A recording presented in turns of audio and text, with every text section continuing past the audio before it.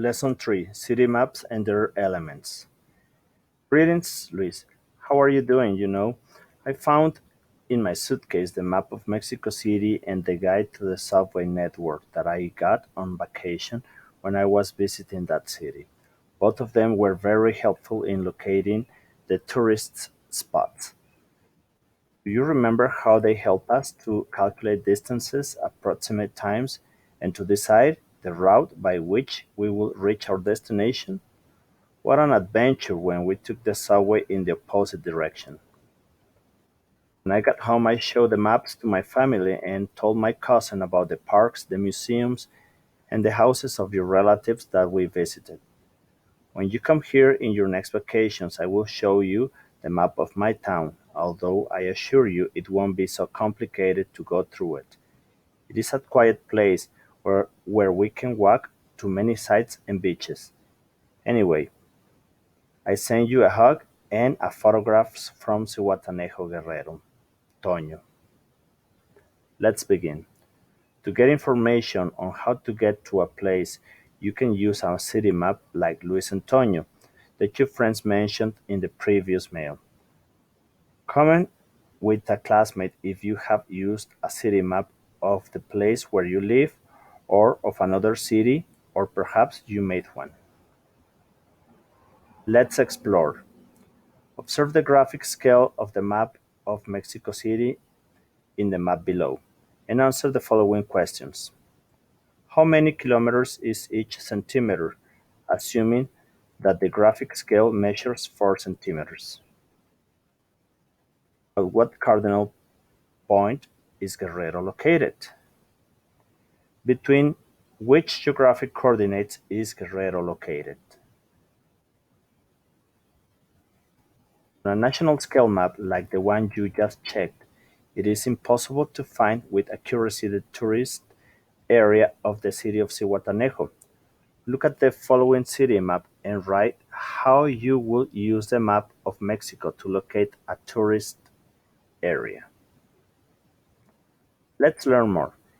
When you go to a friend's house for the first time, it is common that he gives you certain reference points: school, a garden, a kiosk, or a soccer field.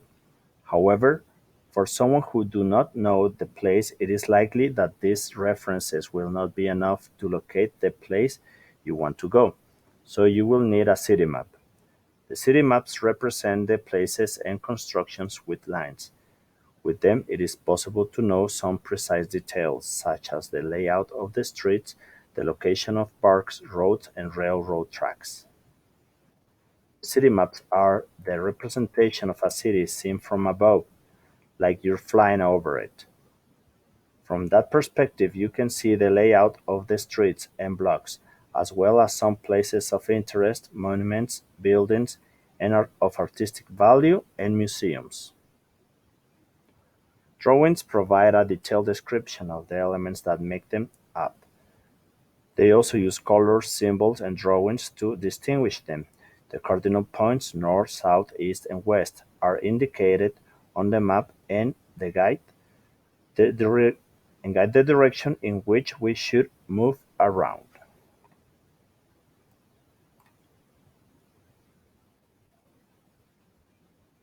To facilitate the location, the city maps generally have drawn a reference grid. The horizontal lines and verticals combine numbers and letters that are noted in the margins of the map. Activity 1. You are visiting the downtown of Mexico City. To guide you, define routes suggested below. Use different colors. You can pause the video here. You can pause the video here. The city maps, in addition to being representations of cities, have a historical value because they are recorded in the different times of a city, so they are a useful tool to know how the place has been transformed over time. Nowadays, city maps have reached a high degree of precision thanks to the development of technology, since airplanes and satellites obtain photographs that provide exact dimensions of a represented area. These data are stored and processed on computers